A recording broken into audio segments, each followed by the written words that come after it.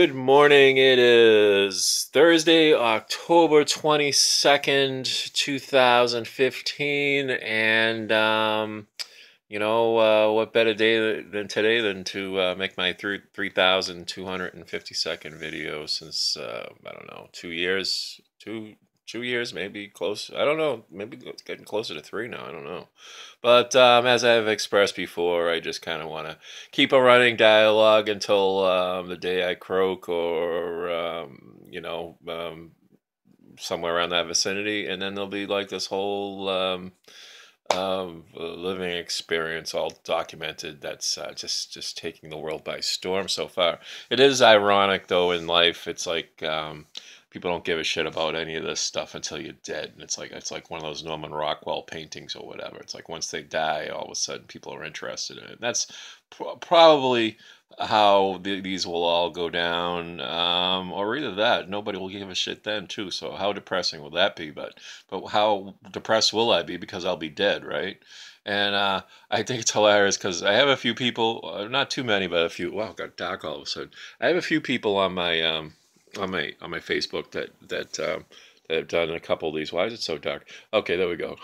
And they don't even say, like, they'll do like these little like 20 second little things, and they're for lack of a better word, really good looking people.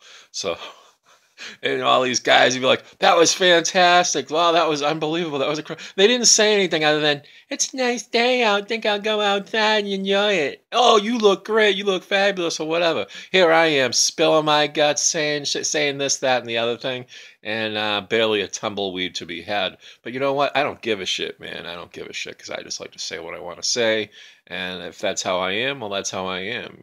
And I don't know. I don't give a shit how it's perceived because I kind of just want to give kind of a no holds barred version of really how I am because, like I say, no one's going to watch this crap anyway until I'm dead. So if they even care and they want to really know how I'm wired when I'm not on my best behavior or at a family function or whatever, when they see you like twice a year, "Oh, you were such a nice boy, blah blah blah blah blah blah." Yeah, right. Yeah, I'm about as nice as a quadruple bypass surgery. All right, enough of that. I guess today I wanted to touch on that big four-letter word, money. Well, it's not a four-letter word. I guess it's a six-letter word, but money. How our worlds are defined by, the world is defined by money and how much you have or lack thereof, and how we perceive people according to uh, what they have or what they don't have, and how twisted it all is. I mean, my view on money is to live below your means, which hasn't been too hard for me most of my life because I never have had too much at one time.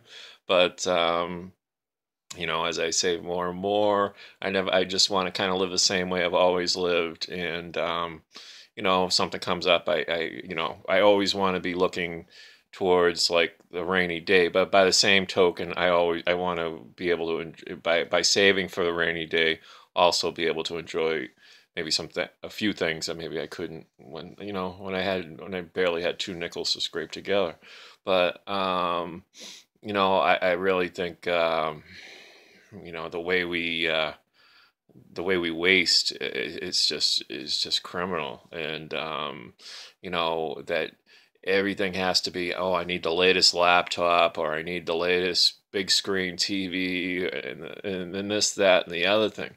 I mean, we are just a whole society of just people just wanting, instead of looking around them and saying, "Hey, there's a need here. There's so many people out there that don't have a dime and don't have nothing," and it doesn't cost a thing to help those people. And if you do have the means, it doesn't it's not hard to spread that around a little bit, in certain areas, and not be making a big production out of it, but just do it and do it quietly. Because I think ultimately, I mean, not I don't think I know. I know that's the reason why we are here is to help people, and that don't have to have a financial angle to it at all. But like I say, if you do have it, that you have not only um, uh, to feel good about yourself or whatever, you have an obligation to do that. You really do, and you have to look outside yourself.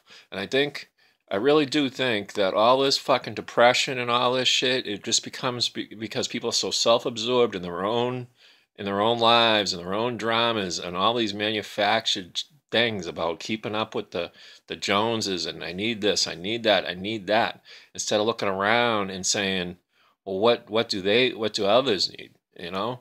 And I am by no means, myself, Mother Teresa or whatever. I mean, I like to, have a nice pizza on the weekend or whatever. I love my Coke and stuff like that, but I mean, I don't need a fancy car or a mansion or a yacht like I'm a FUD, you know?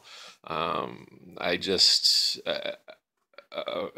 there's just so much of this world. They don't have nothing. They have zilch, and our thing isn't so much to have blinders on, or which we do have blinders on what's going on around us. That we have um, an obligation, like I said, I'm being a broken record, to if we do have a certain amount to give, and then to give back. But by the same token, not go broke doing it. So it's a balancing act, sure. And you always have to look after number one, of course. But um, to a point. So I don't know. We'll just wrap this up by saying, ask not what your country can do for you. Ask what you can do for Luke. No, ask what you can do for those around you. You know, and it doesn't hurt. Doesn't have to cost a thing. But that's all.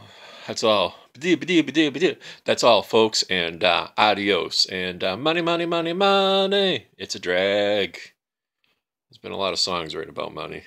All right. Money don't have to change everything. It ain't gonna change me. All right, adios again. Adios.